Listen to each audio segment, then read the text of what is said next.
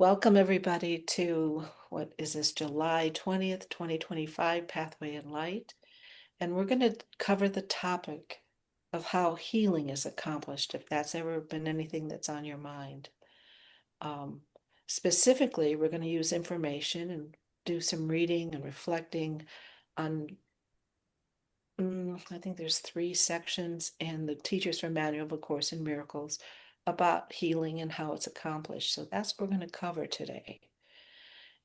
Mixed up with that, before we start, I'm going to say mixed up, before we start, I'd like you to take some deep breaths.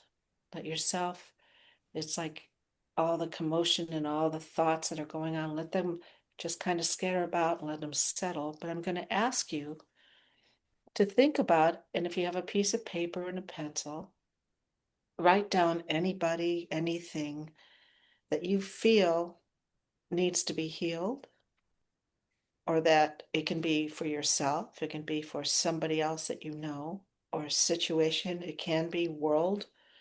Um, Whatever comes up for you that's really on the front part of your mind, that you just feel, my God, how do we make this better? What can we do to set this right? So I'm going to take some deep breaths, breathe in through your nose, let go through your mouth. Let's do that 2 more times. Take a deep cleansing breath. Breathe in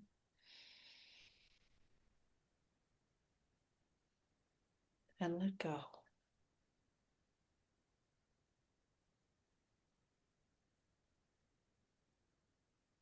And again, deep breath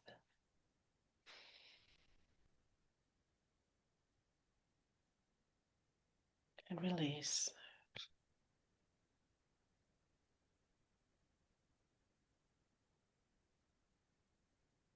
And as you're sitting there, just notice any thoughts, stories, images that are coming to mind that you observe are deeply in deep need of healing, of resolution, of some kind of change.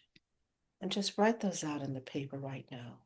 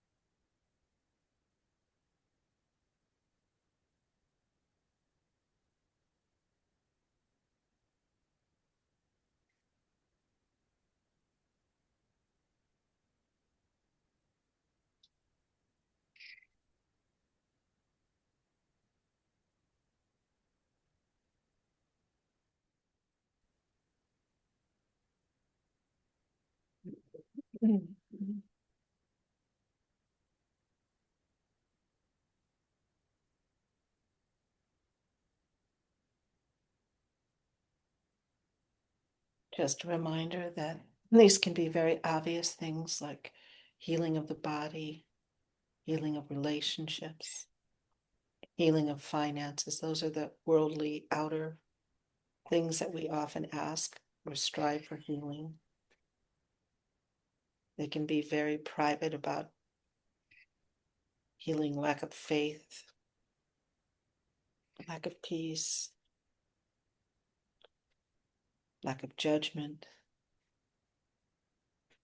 Whatever comes up, you don't have to get into the definition, but just write it out. Let it just come out freely.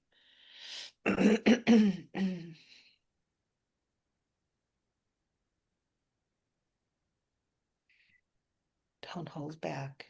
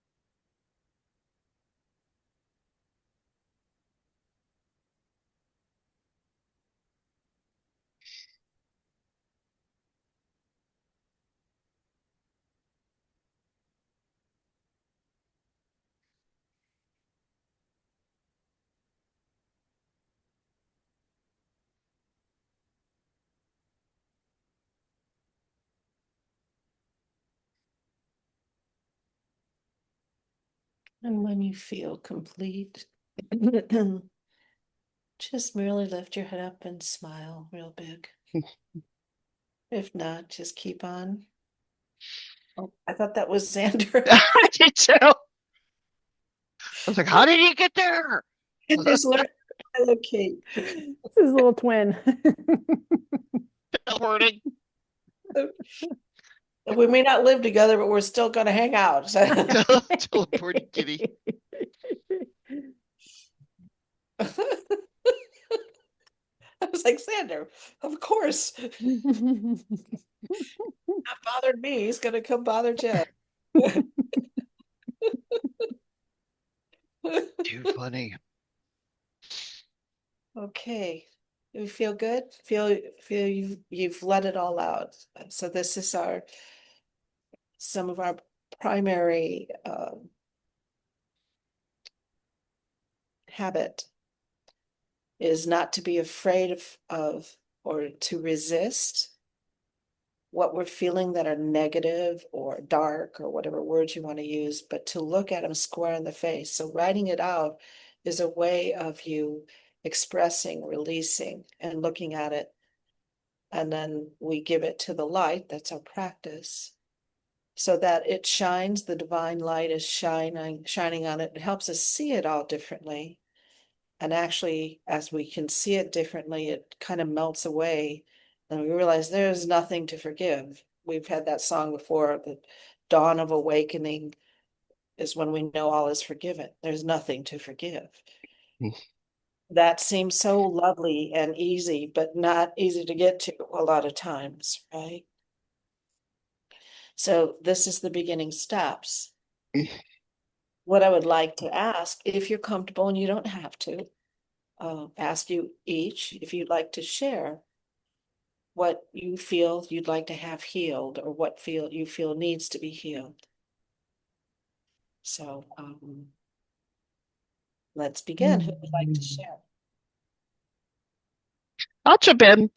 Of course, the world in transition is the big picture. We've got this world that's currently in transition. So many people are trying to get to the next level of understanding, forgiveness. Um, and I have to remember that I have a part in it, but I can't direct it. It's not my job. And hear you, Helen. I can't. You're there. You go. Am I You're breaking up again? Okay, saying. sorry about that. So the world in transition. Right now, I was going to say we need to pray for Helen's vomiting. That's not fun. Yeah. No. Yeah. So just the fact that there's so many people, I know that I have a part in it, but I can't direct it. So I need to step back and let the forgiveness happen. Um, I'm having trouble with my right ankle. I've had it for a long time, and I've been doing it a long time, and so I really just have to think that it's a physical thing, but my connection with spirit and the source is my mind and not my physical. Um, I have this spot on my nose. Do you see it? It's all red and scary. I don't know what it is. Just came up today. Worried but But not worried. I'm frequently defensive. Like most of my time I spend defensive. And I was doing I felt like I was doing really well with it and kind of putting it and saying, okay, source, where am I going wrong? Why am I defensive about this? I don't need to be defensive. And I thought that I was being pretty good about it. And then I think it was Friday, I was just down in the pits again and everything. I was looking for a fight. So those were mine. thank you. Thank you. I have a quick fix for you. I was in Target the other day and they now sell, they're like little star decals and they're called pimple placers. So nowadays the girls, when they have pimples and they cover it with these little stickers. I don't know which is worse, but we could get you. I'm like, do I have any stickers in my drawer over here? No, I don't see any, They're like but that would be medicated hilarious. stickers. It's not like just a sticker. I'll put a big ass big sticker on my Pimple placers, that's what they're called, pimple placers, but they were in the shape of stars. That's hilarious. So funny. I'm into being very mod. I Well, don't have a sticker though, so here.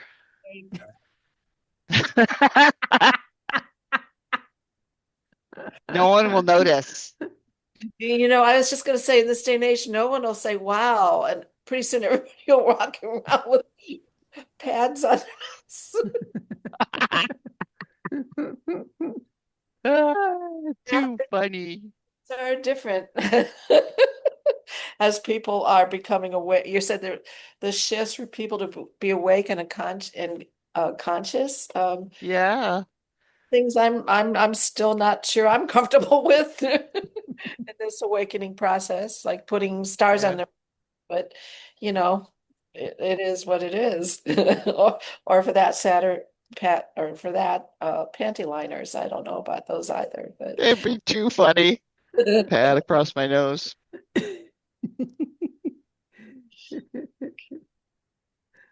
okay. How about you, Jen? Would you like to share? Sure. Yeah.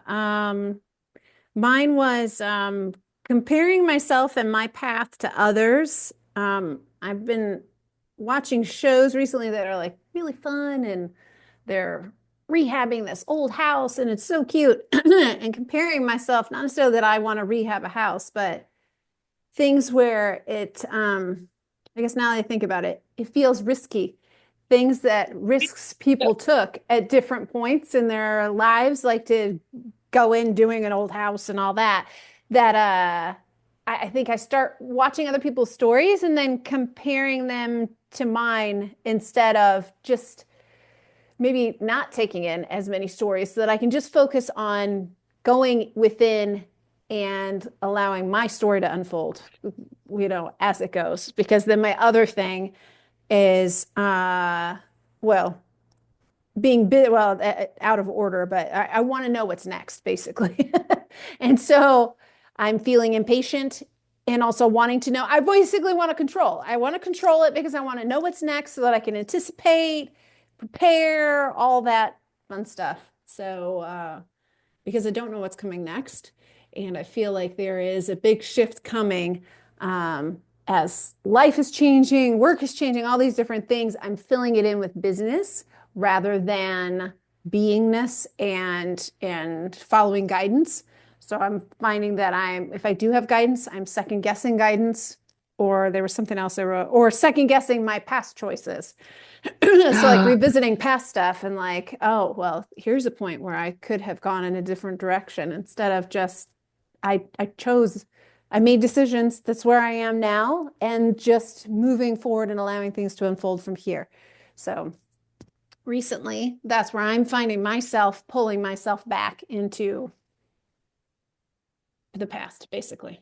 If we had to I want to stay off of getting into healing counseling mode, but if you had to capsulize that, what would you say? You gave us the example of comparing in this. What would be the, shall we say, the abstract or the spiritual healing that you're looking for with that? Oh, probably trust. Nailed it. Yeah.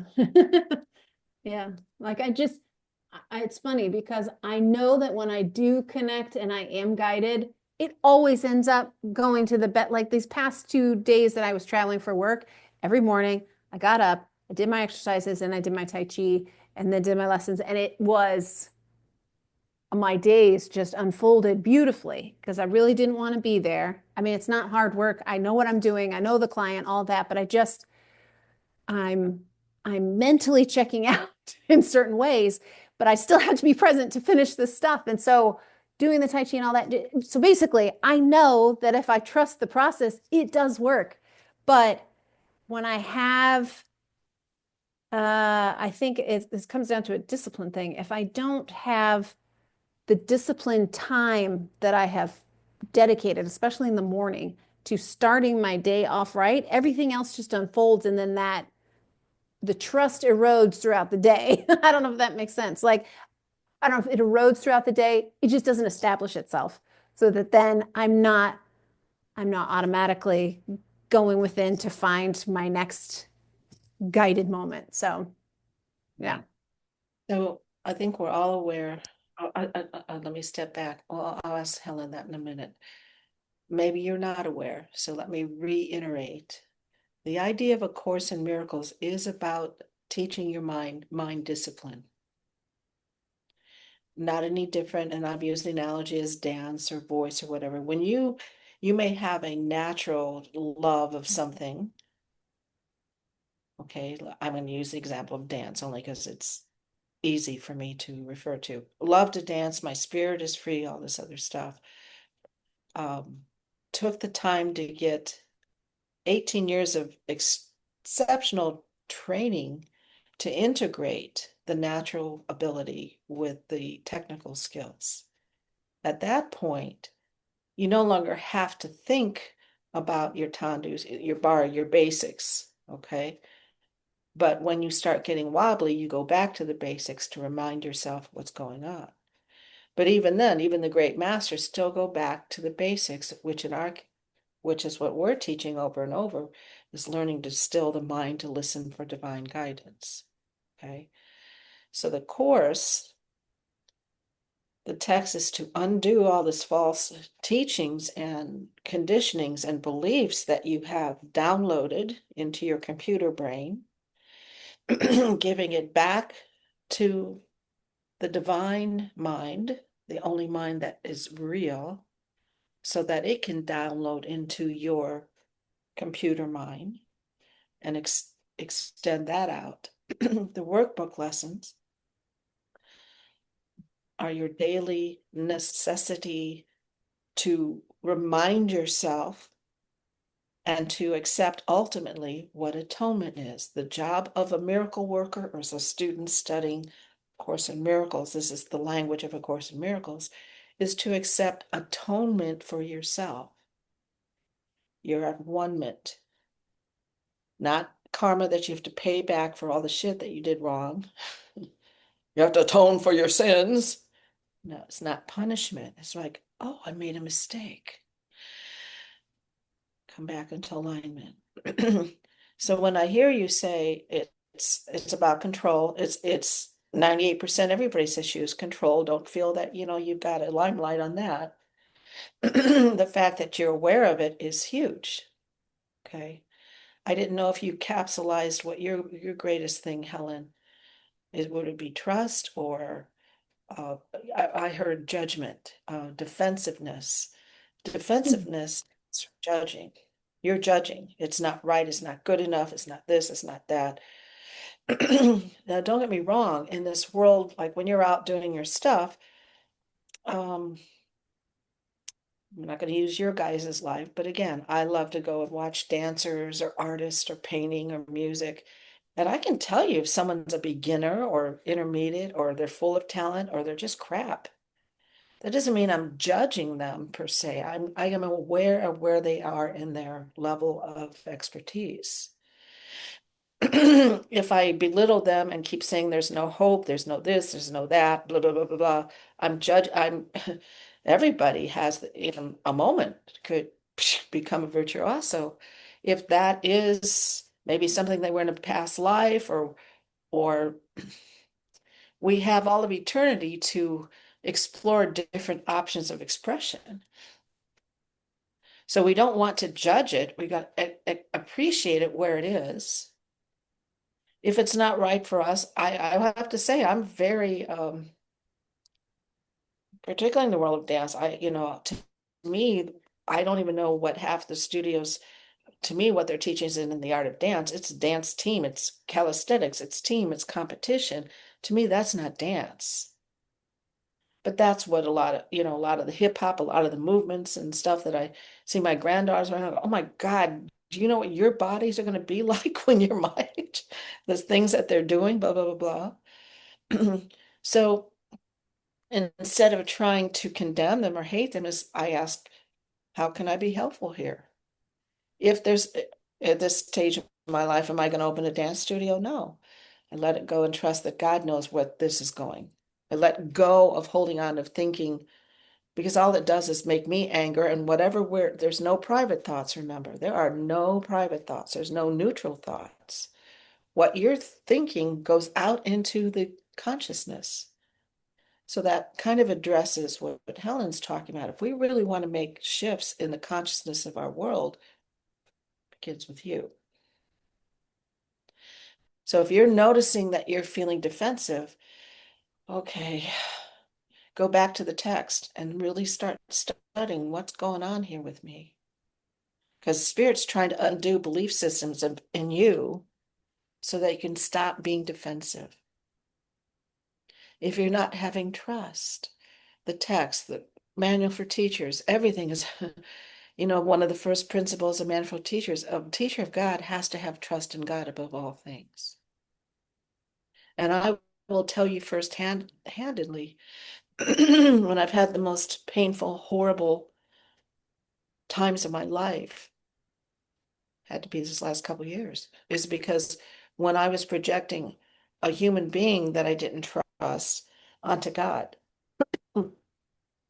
people in their human form are going to be open to different levels of consciousness. You don't make people God, you make God God. And then ask what you do with that. But again, with that being said, understand God is not a person. So that's another belief we're unwrapping, unpacking. Okay. So before we get into more of this, I wanted to use a little song sort of as a reminder and a pep talk. There's just found out about this group that's doing songs not unlike Netta Boyne, and there's a woman I found that's doing sound bowls with the lessons, and more and more people are waking up to A Course in Miracles and finding others ways to at least begin it, to share it. And I don't know if this is sort of a Blackish or what culture. Helen, you listened a little bit to it, did you? I don't know what culture it's coming from, but it's kind of an upbeat version of one of the lessons from the Course in Miracles, not one that we're studying at this time. I think it's lesson 89, but it's basically reminding us that anytime we feel off keel is to remember our at one-ment, or we are holy because we are made from holiness. And when you can go back and drop all of the stories, because you are as powerful, because you are one with God, it clears up, unless you choose to go back to thinking in your mind. It shifts the whole situation. So let me fine tune that a little bit for you, Jen. Like you were saying, you're feeling, you know what you're doing, whatever. Maybe you're feeling like you're not doing the next thing you're supposed to do. Go within and ask. I'm one with God. What is my next step here? Do I keep doing this? What, don't try to micromanage God. Listen and follow.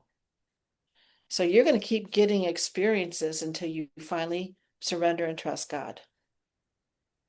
That's what we call the, I don't know how many conditions of 3 or 5 steps to developing your trust muscles. All of us have it until we finally say, I am so tired of this anxiety, loss, confusion, my case, pain, and suffering. Helen, I'm tired of feeling defensive and angry. That's a sure sign that you're not in alignment with the spirit when you're feeling defensive and angry. So you don't belittle yourself. Remember, how unlike me. Help me get back into who I am. Breathe through it. You're going through, every day you're going through birthing a renewal, going through a channel of new life and new awareness, or every moment that it comes. So yes, this is a very disciplined practice.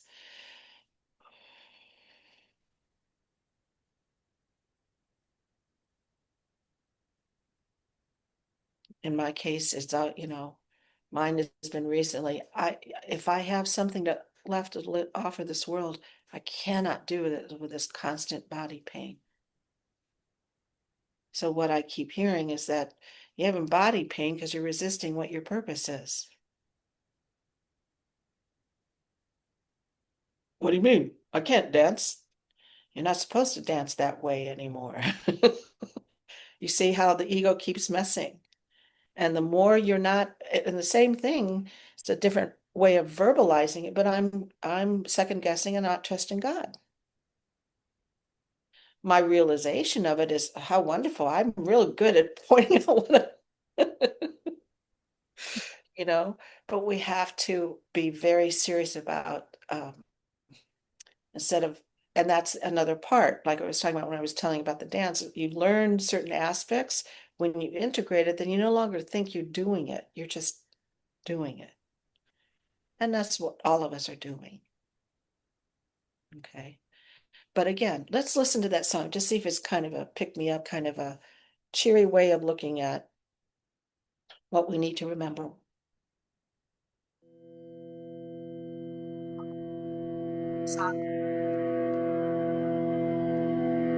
Wrong song. That's for the end of class. The other song was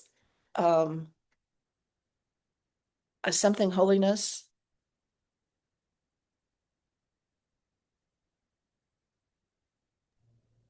I used to kneel at broken doors, wishing, wanting, praying for more. But now I rise, no need to beg. The holy fire in my leg. I walk through pain like it's a breeze. My birthright whispers through the trees. Ain't no wall too high, no night too blue. There is nothing my holiness cannot do. My holiness can move the sky, turn tears to stars and lows to highs. No sorrow stands, no curse is true. When love remembers what we do, it ain't willpower, it ain't might, it's just the truth beneath the fight. I breathe, I blink, the world turns new. There is nothing my holiness cannot do. You got grief, I got light. You got fear, let's set it right. Name the hurt, name the soul.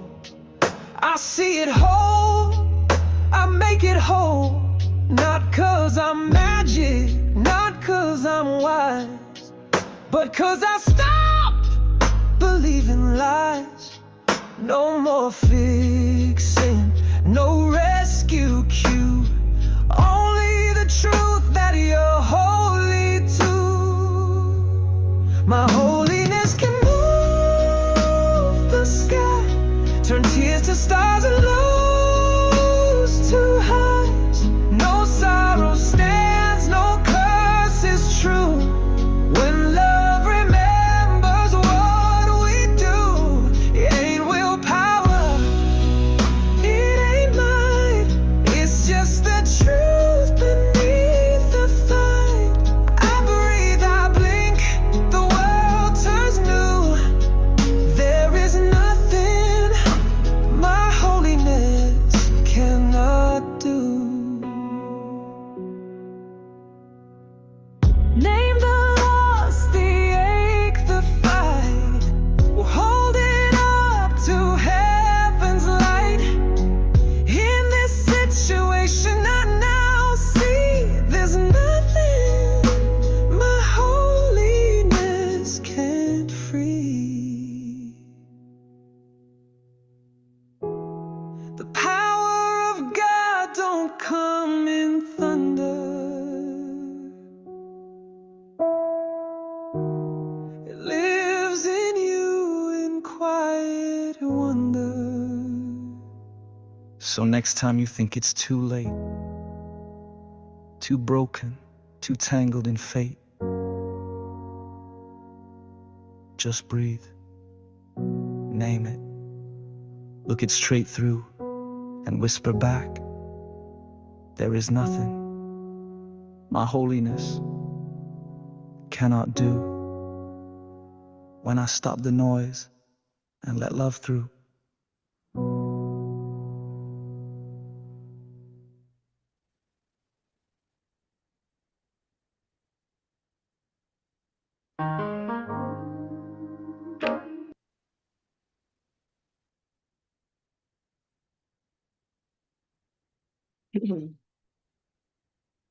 Any impressions, musical affirmation of stop, take a breath, remember, and let the light do its thing?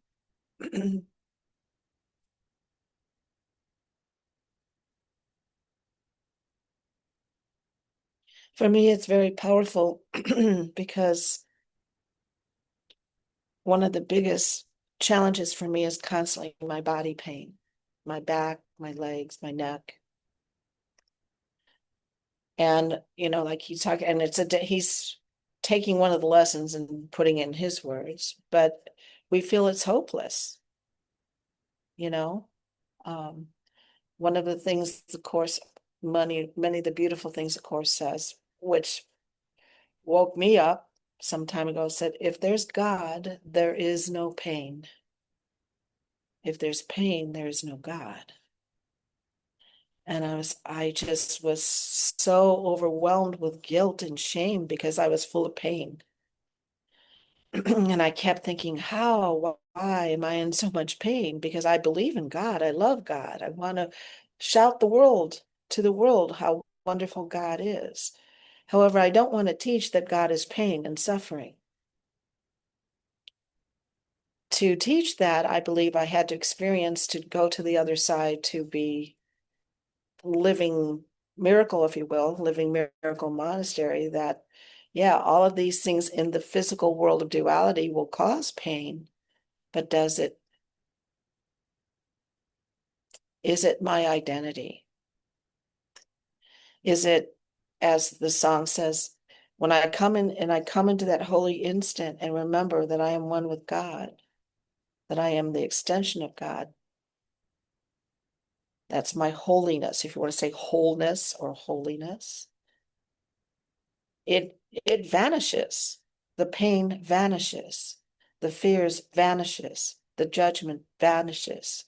The stories of the past are gone. And because that keeps reiterating the pain and the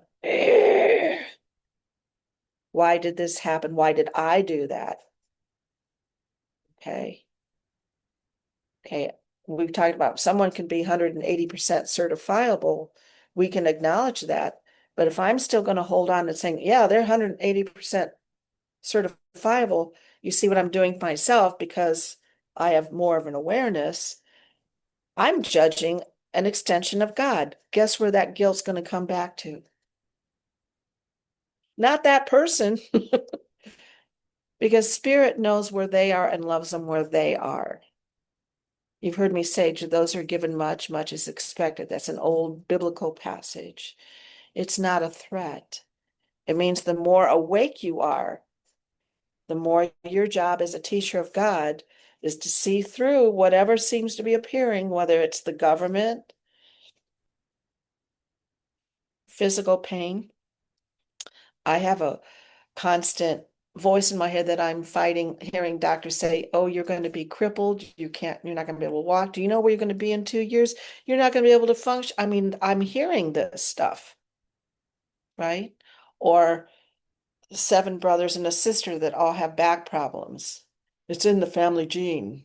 You're all going to be, oh, it's because you got a car accident or you fell downstairs, had physical. I mean, all those things are true. I have experienced those. But in this moment, right now, none of it is true. So while the song was playing, I finally got the quote, nothing real. No, I just lost it. What is the quote for the course? Nothing real. Can be threatened. Nothing Nothing. unreal exists. Herein lies the peace of God. So it was interesting to me, all these times I'm trying to talk to you, I can't remember it when we're just talking, but when I was listening to the music and asking God to help me hear and see and understand what was being, it spoke to me very clearly. Oh, that's what that means. So as a teacher of God, and I'm using that term for you guys because you've been studying the course for a while, but as the introduction of the manual for teachers talks about, anybody that is, you've been following this path for a while, this is a path you've been called to. A teacher of God is to look through the illusions of this world. And mind you, that doesn't necessarily mean you're going to go out and proselytize and teach other people. It means the more you obtain it, embody it, and live it, energetically, you are healing thousands of people that may never, ever meet you. You are affecting, Helen, like you're talking about the shifts that are going on in the world, because we are all one. If you're feeling defensiveness, that's still in our consciousness, not just Helen, because they are you and you are they. If you're feeling, I want to control, I can put all my ducks in a row and I can manipulate this and do this, we'll ask God later. That's what the world does. Doctors are telling me, I'm old and I'm broken, I'm blah, blah, blah, blah, blah. How many people feel that? Lots of people, So my job, your job is to take whatever experiencing we're having on planet Earth that we agreed to come here. We agreed in this lifetime to take every bit of it and practice these principles. And I give this to you, Holy Spirit, to heal my mind. It's still in my head. Let me see as God creates. And then you have these moments of aurora borealis behind you. It's like, wow, did you see that? Did you see that? And you can linger there as long as you want until the next time you have, something else that you have to be what we call in function, or what I call in function, but don't run away from it all through the day when you're having it. If you're having an upset, notice it. Holy Spirit, ask for help, because until you master it, when you master it, you won't have to, you'll just be it. But there is no shame in not having the mastery, because you may have mastered it in another way, in another lifetime, another existence. You probably haven't ever done it in this particular scenario in other lifetimes. That's why you signed up for it. I'm saying that because I've been trying to find comfort for myself, because I kept saying, what was I thinking? How could I have ever signed up for this stuff? Because the soul wants challenges to grow and expand and to be teachers of God, to be teachers of love. Okay. So this, I'm going to go to, I'm afraid to tell you what page because I just recently have found out from you guys that our books are different page numbers, but it's in the manual for teachers of how healing is accomplished. So before we go into this, I want to ask you, not only at the highest level, all healing is about you, if that makes any sense. If there's anybody in your world, you guys hear about me talking about my pain and my stuff, you may not be experiencing it, although Helen, I do know you've endured physical challenges as well. If you're seeing me with it, it's in your consciousness. That's how our brothers and sisters act, like today's lesson, act as mirrors to help us, like, oh, so when you think of Delynn, you think of Delynn's body is whole and healthy and fine. That's how you help me heal. You still give me compassion when I reach out to you as a human being. But inside, that's what I mean. You're being warm on the outside, but tough on the inside. You go, that's not Delynn. I know who Delynn is. She's whole and healthy and a fizzy dancer. Okay. However you see God in me. Okay. So that's how we help each other. I just gave you all the secrets of being a healer. It's not a secret. It's where you are. So as you're realizing, and that's what this next couple of pages will address even more, anything outside of you is what's going on in your consciousness.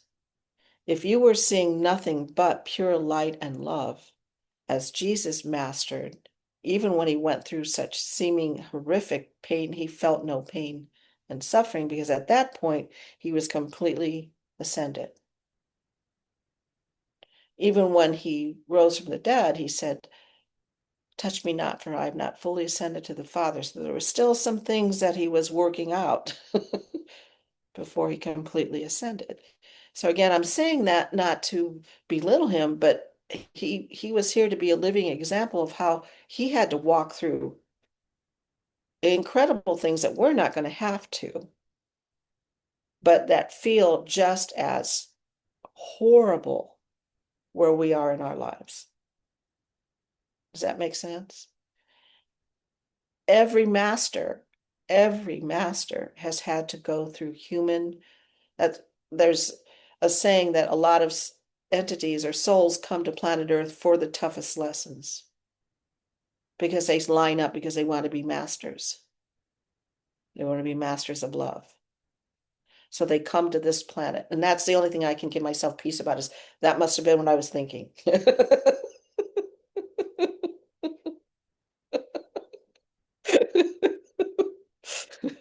because because you guys probably both know I am very good at beating the hell out of myself. Really good at self-condemnation. And when I joke about it, I go, no wonder people beat the hell out of me because I'm good at it. It's in me, they're going to show up. But I had to let go of that too. I had to really look at, and I'm still working at, what is the atonement? No, God made me perfect and beautiful. And it doesn't matter if I don't have a lot of people that understand me or care about me or want to follow my way. Right now, I'm grateful. Right now, I have two friends that are listening to it. That's all I need. Does that make sense? Yeah. So that goes along with no people pleasing, no private thoughts, no people pleasing. We're trying to please everybody and make everybody, convince everybody this is the way. Give that to God. Do what you have to do to have peace and love and joy for you. And that vibration will go out into the world. Okay.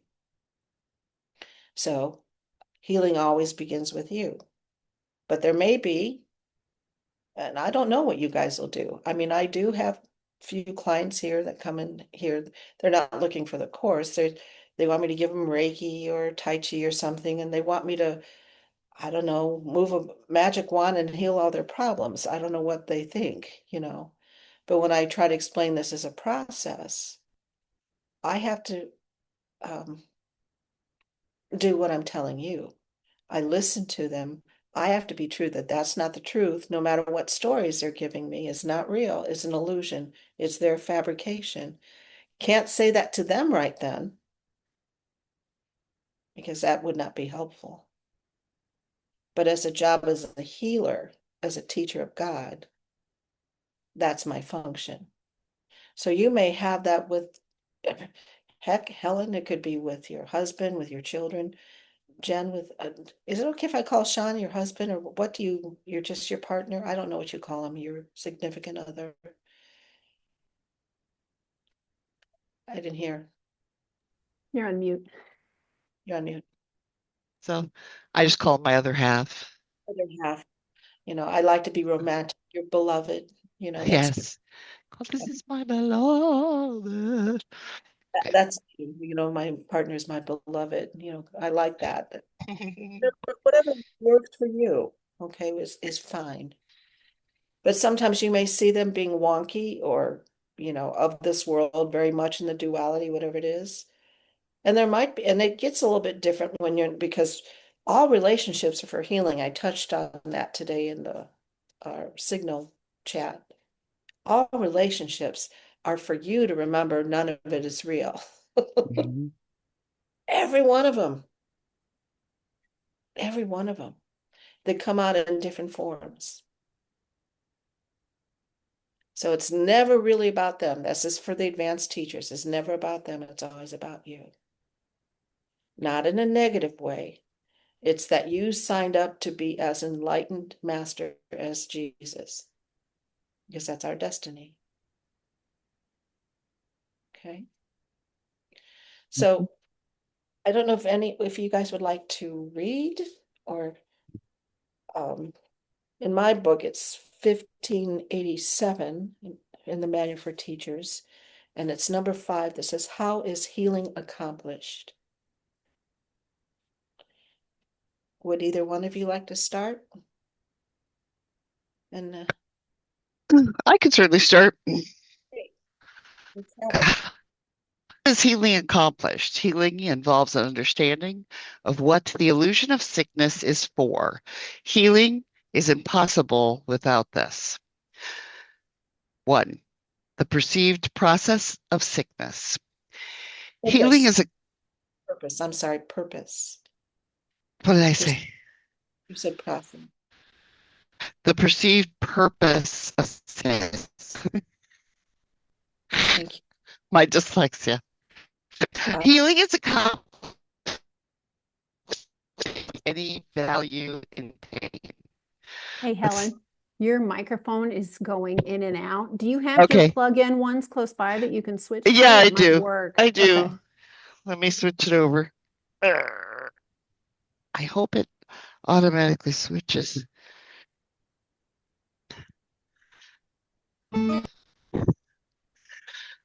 Okay, let's see.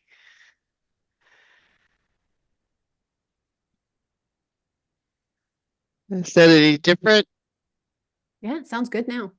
Better now. All right, let's give it a try. All right, all right. Let's try again. Let's try again. The perceived purpose of sickness.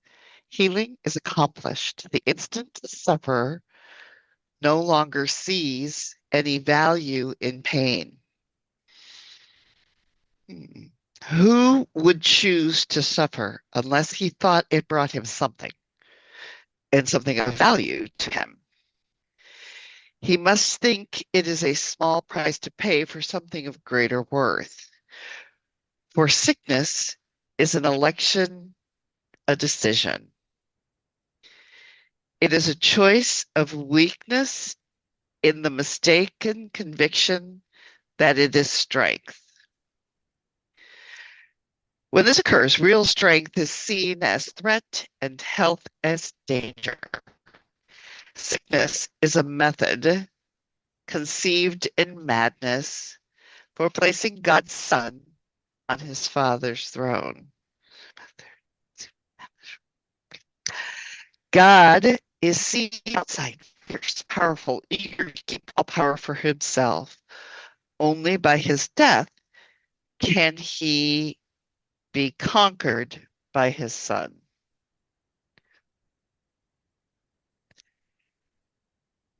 And what is Kind mean?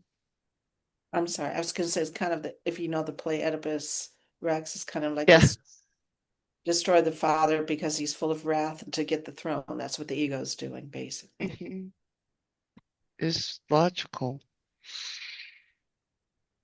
And what is this insane conviction? And what in this insane conviction does he live for? It symbolizes the defeat of God's Son and the triumph of his Father over him. It represents the ultimate defiance in a direct form, which the Son of God is forced to recognize. It stands for all that he would hide from himself to protect his life. If he is healed, he is responsible for his thoughts. And if he's responsible for his thoughts, he will be killed to prove to him how weak and pitiful he is. But if he chooses death himself is his strength.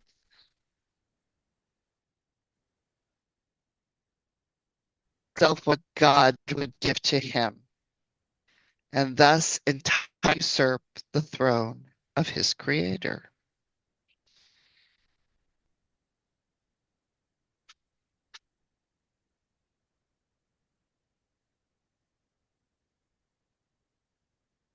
Okay. So I had an example for myself that I'll share with you.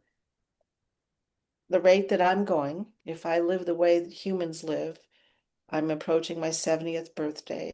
I have a broken, okay, I'm gagging as I say it. The diagnosis: I have a broken spine with metal and screws, broken neck that is causing severe oxygen issues to the brain, eye damage, all this stuff that's happened.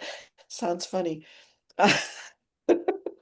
But anyway, if I don't laugh about it, if I keep believing the way the world believes, then I'm a victim of the world, right? Everybody expects that. Oh, poor, not that they all know, but you guys know all of the traumas I've had in my life. And I'm not belittling myself because they were horrible when I went through them. Okay.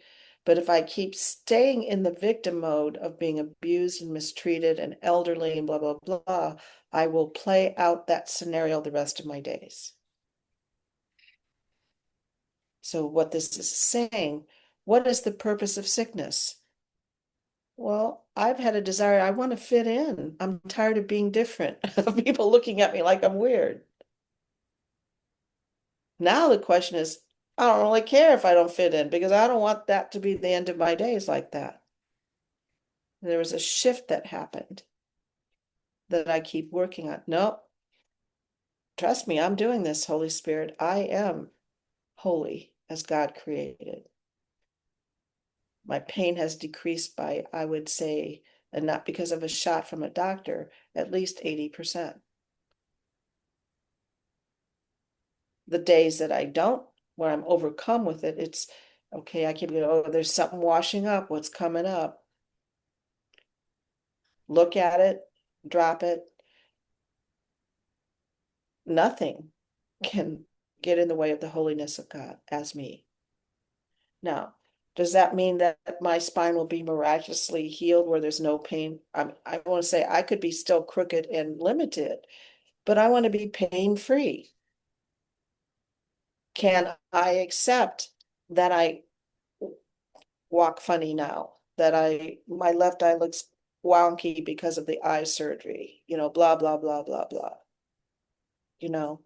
Again, those are things I keep asking Holy Spirit. This is called self-love because I have put so much value on one way, I didn't when I was dancing. My body, I didn't worry about if I was pretty or how I looked. I just danced because I felt free.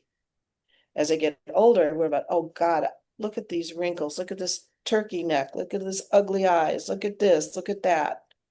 Okay. That's ego again, because spirit is not this body.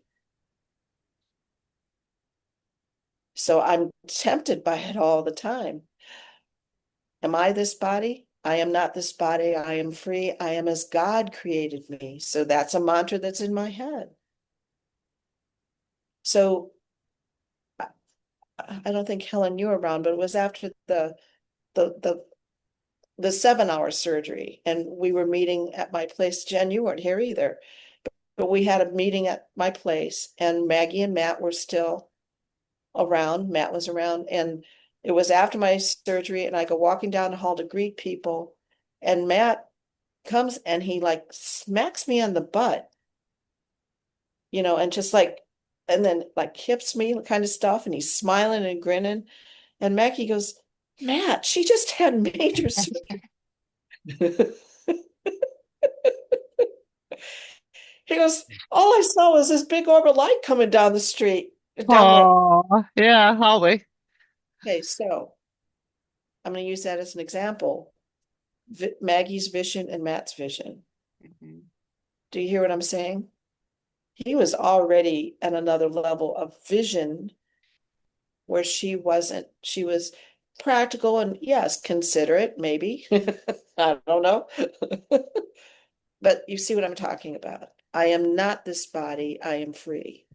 And I know, and you guys know it for yourself too, when I'm in that place, for me, maybe you've been experienced that in your life. People just talk about your glow or your radiance or your presence. That's Mhm. what they're talking about.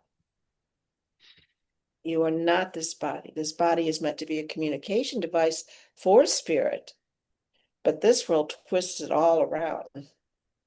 That if this body is not perfect and whole, you're a mess. No. You can be completely crippled and I can't think of what would be an ugly image. Pimple pockets or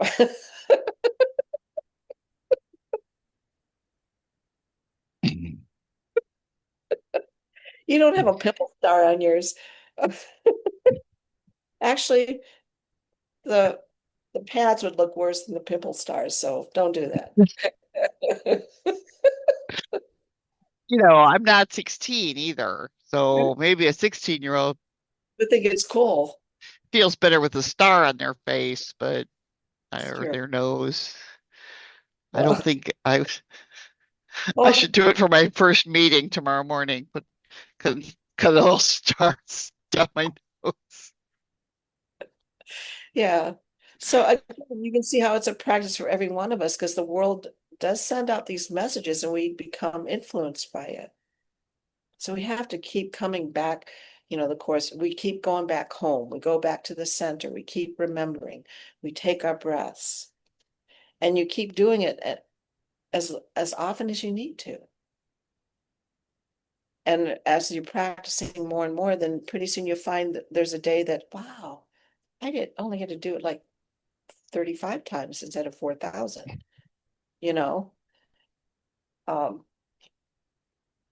and you appreciate yourself because this is work. This is work. So you guys that are having, outside jobs besides this, I admire you and appreciate you. You know? Okay. Jen, you want to read the next two, the shift in perception? Sure. Number 2, the shift in perception. Healing must occur in exact proportion in which the valuelessness of sickness is recognized. One need but say, there is no gain at all to me in this, and he is healed.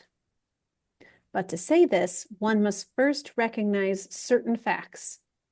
First, it is obvious that decisions are of the mind, not of the body.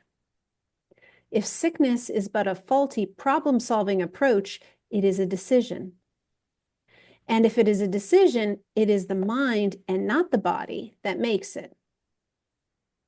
The resistance to recognizing this is enormous because the existence of the world as we perceive it depends on the body being the decision maker. Terms like instincts, reflexes, and the like represent attempts to endow the body with non-mental motivators. Actually, such terms merely state or describe the problem. They do not answer it. The acceptance of sickness as a decision of the mind for a purpose for which it alone would use the body is the basis of healing. And this is so for healing in all forms. A patient decides that this is so, and he recovers. If he decides against recovery, he will not be healed. Who is the physician? Only the mind of the patient himself. The outcome is what he decides that it is. Special agents seem to be ministering to him, yet they but give form to his own choice. He chooses them to bring tangible form to his desires. And it is this they do, and nothing else. They are not actually needed at all. The patient could merely rise up without their aid and say, I have no use for this. There is no form of sickness that would not be cured at once. What is the single requisite for this shift in perception? It is simply this: the recognition that sickness is of the mind and has nothing to do with the body. What does this recognition cost? It costs the world we see, for the world will never again appear to rule the mind. For with this recognition is responsibility placed where it belongs, not with the world, but on him who looks on the world and sees it as it is not. He looks on what he chooses to see, no more and no less. The world does nothing to him. He only thought it did. Nor does he do anything to the world, because he was mistaken about what it is. Herein is the release from guilt and sickness both, for they are one. Yet to accept this release, the insignificance of the body must be an acceptable idea. With this idea is pain forever gone. But with this idea goes also all confusion about creation. Does not this follow of necessity? Place cause and effect in their true sequence in one respect, and the learning will generalize and transform the world. The transfer value of one true idea has no end or limit. The final outcome of this lesson is the remembrance of God. What do guilt and sickness, pain, disaster, and all suffering mean now? Having no purpose, they are gone. And with them also go all the effects they seemed to cause. Cause and effect but replicate creation. Seen in their proper perspective, without distortion and without fear, they reestablish heaven.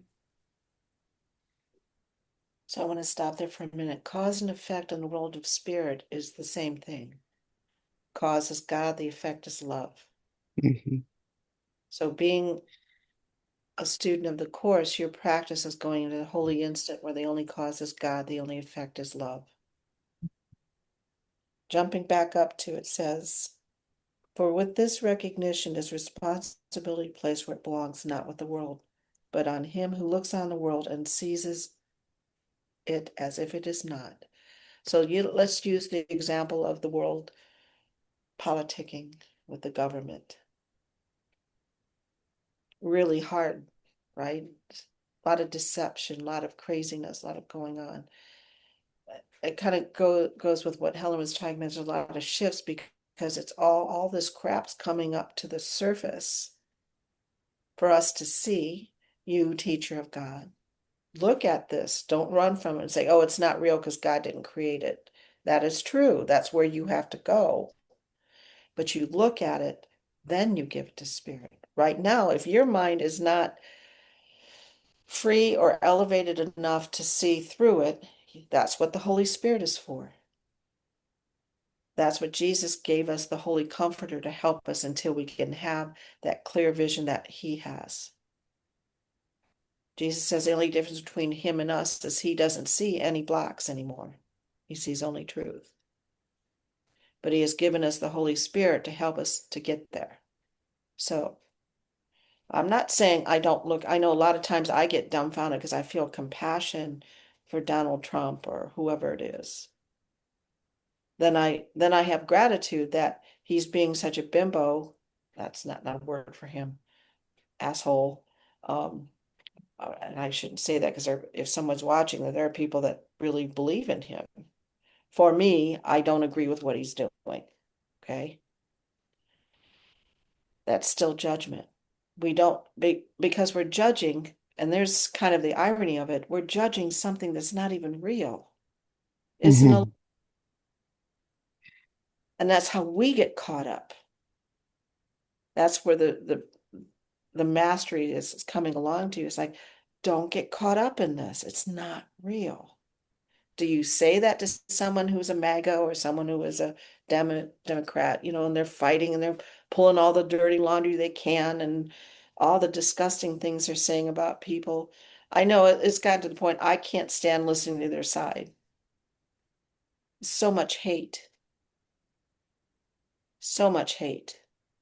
It's like I send the love of God, the light of God, and stop worrying about the outcome. That's when my mind starts analyzing and trying to plan if I do this or this, it doesn't stop.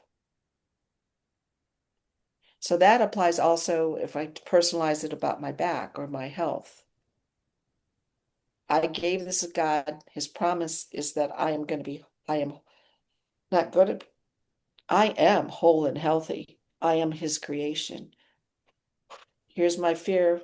I give it to you and go day by day. Every time a pain comes up, this is not God's will. It's not mine. If I believe I signed up for it, that's part of my story. That's not truth. God didn't say you better sign up in pain and suffer so you can teach people how to have pain and suffer and still be happy. God never said that. Okay. Again, I'm using myself only as a teaching example, being that vulnerable, I guess. Okay. So section 3 of this says the function of the teacher of God. Xander, stop. The function of the teacher of God. If the patient must change his mind in order to be healed, what does the teacher of God do? Now, this goes back to what I was talking about. I have clients that come to me, or even you as students or friends that come to me, and I can tell where you're off and I can give suggestions, but it ultimately is up to you. And like I'll tell people, you come to me for Reiki, I'm the booster shot. I'm just helping you remember what you already are. I'm a bolt of light. So it helps melt it faster. I'm not there to manipulate or do anything. But if you're already open and that light's there and you are asking the questions, you can come into alignment. That's how people have a lot of times will have healings with me that are on the course. They don't know it, but their soul has been working on it. If you're studying the course, you're getting the nuts and bolts of it. Does that make sense? So like Helen or Jen, when you go to work, you can be healing people. You may not be having them come in, you're talking, doing the formal teaching that I am, but within yourself, you can say, oh, your mind can go, oh, there, like my mind just went to Maggie. Sorry, Maggie. Oh my God, what is she doing? Okay. Our job as a healer is like, Forgive her, she doesn't know. I'm the light, I'm the love that sees you as God created you, Maggie. And then she can progress or unlayer or shine more. And as I learn not to judge, it comes back to me about being free of judgment. That's the Christ mind. Okay. So thank you, Maggie, for letting me use you as a teaching tool. I'll talk to you later about it in my head because I don't talk to him. If the patient must change his mind in order to be healed, what does the teacher of God do? Can he change the patient's mind for him? Certainly not. For those already willing to change their minds, he has no function except to rejoice with them, for they have become teachers of God with him. He has, however, a more specific function for those who do not understand what healing is. These patients do not realize they have chosen sickness.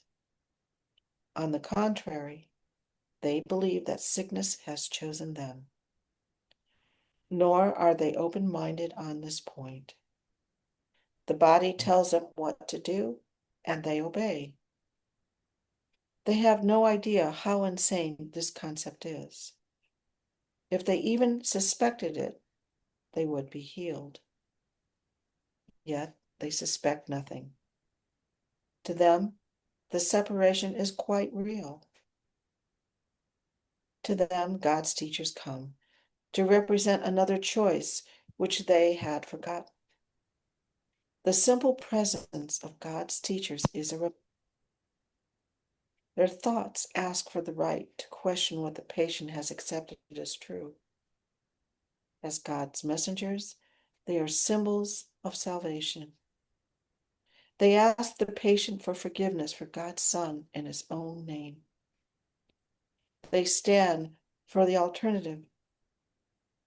With God's word in their minds, they come in benediction, not to heal the sick, but to remind them of the remedy God has already given them. It is not their hands that heal. It is not their voice that speaks the word of God. They merely give what has been given them. Very gently, they call to their brothers to turn away from death. Behold, you Son of God, what life can offer you. Would you choose sickness in place of this? Not once do the advanced teachers of God consider the forms of sickness in which their brother believes. To do this is to forget that all of them have the same purpose and therefore are not really different. They seek for God's voice in this brother who would so deceive himself as to believe God's Son can suffer. And they remind him that he has not made himself and must remain as God created him. They recognize illusions can have no effects. The truth in their minds reach out to the truth in the minds of their brothers so that illusions are not reinforced. They are thus brought to truth, and truth is not brought to them.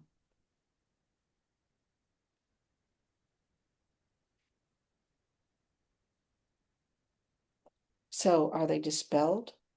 Not by the will of another, but by the union of the one will with itself. And this is the function of God's teachers, to see no will as separate from their own, nor theirs as separate from God. So that's important for you to hear. You cannot bring the light here to the earth. You bring this. That's why I would say when you bring it up to the light so it can be dissolved. You cannot bring truth or God into this world because it's not real.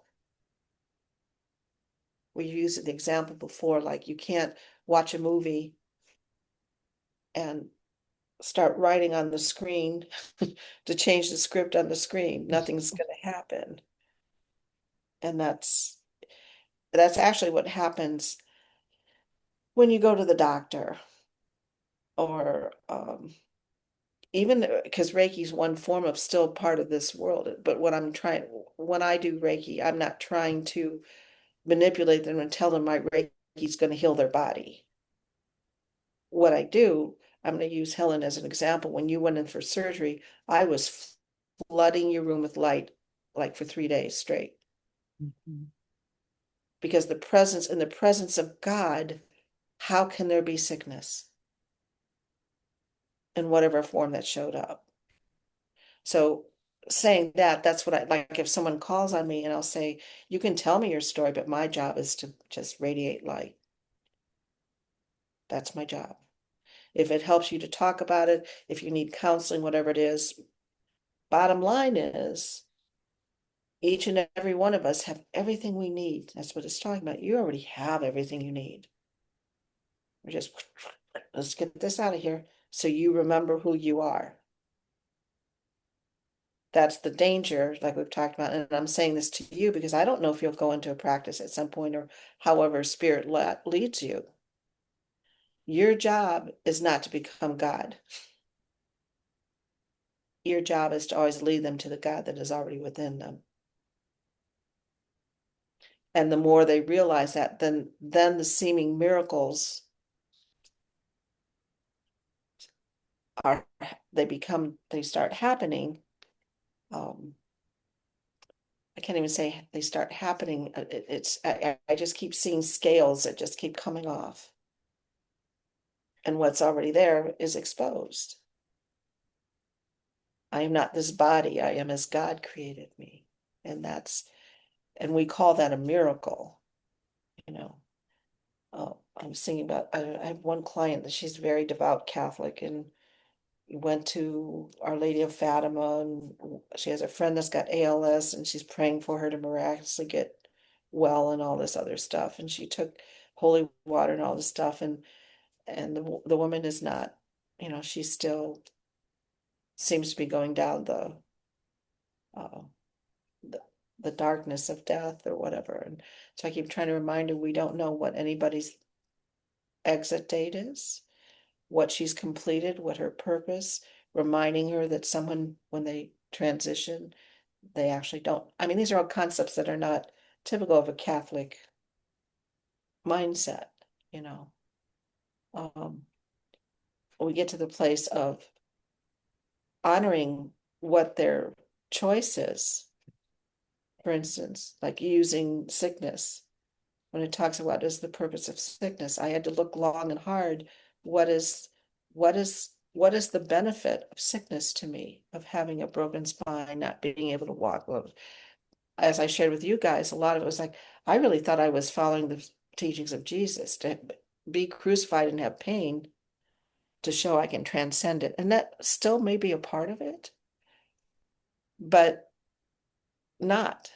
That's not God's will. That's something I picked up and thought, this is what I'm supposed to do. Somehow I erased where Jesus is saying over and over, no, you don't have to do that. Overachiever that I am.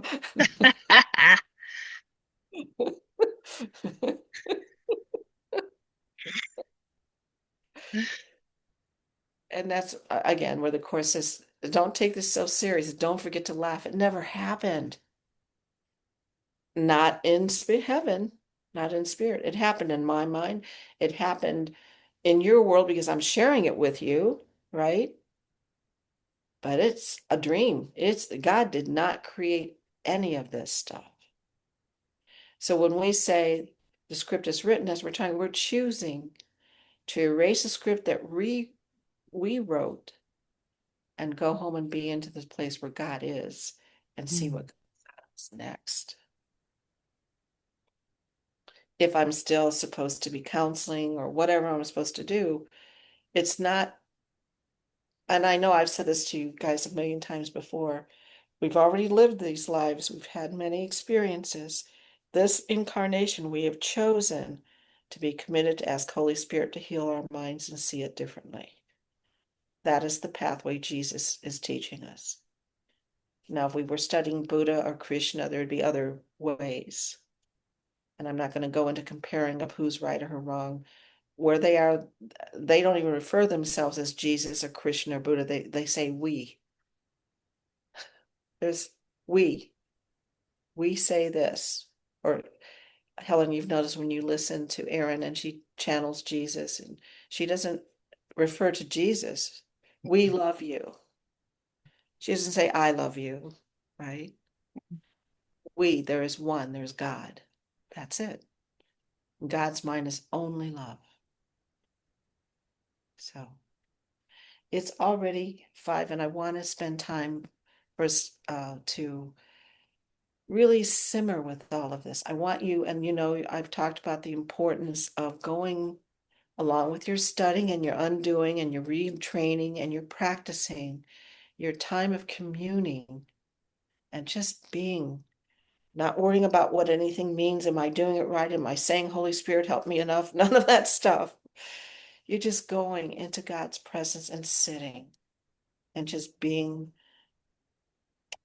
If it helps you, you know, right now I'm getting drawn into Helen's background of God. Or I can look at Jen's and I remember that light that I gave you because that represented the presence of God to me, you know. Uh, whatever helps you get into that place of relaxing and just go down deep and just be. And we're going to use this music as a helpmate, the vibrations of it. Take your breaths. If you notice a thought coming, just breathe, release, and breathe through them. Try not to attach to any thought. Just allow yourself to go down. When we're done, I think Helen said it might be 7 minutes or something like that. Mhm. Let's say our goodbyes right now, and I love you, so that when we're done, we'll just, Yeah. Okay. okay? So Okay. love you. I love you. I love you. Thank you so much. Ditto. Thank you so much. Love Here you we guys. go.